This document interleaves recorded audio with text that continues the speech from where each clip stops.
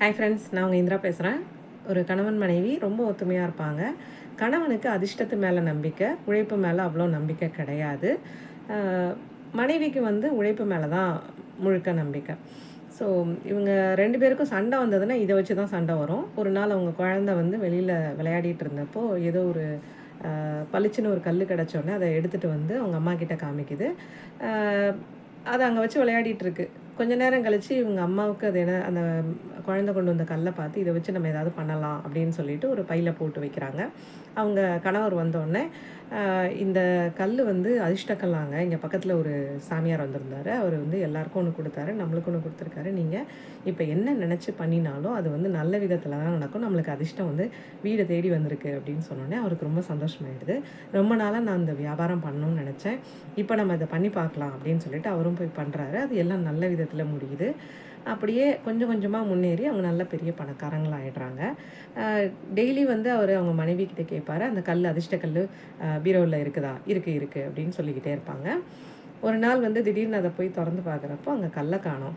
உடனே அவர் ரொம்ப டென்ஷன் ஆகிட்டு அவங்க மனைவியை கத்துறாரு, எங்கே போச்சு அந்த கல் அப்படின்னு. அவங்க சொல்லியிருக்காங்க, அதை நான் வச்சு 2 நாள்லேயே தொலைஞ்சு போச்சு, நீங்கள் தப்பாக எடுத்துக்காதீங்க, அதை நம்ம குழந்தை விளையாடிட்டு இருந்தப்போ எடுத்துகிட்டு வந்த கல், நீங்கள் அதிர்ஷ்டத்து மேலே தான் நம்பிக்கை ஜாஸ்தியாக வச்சுருக்கீங்க அப்படின்றதுனால நான் இந்த ஒரு சின்ன பொய்யை சொன்னேன்.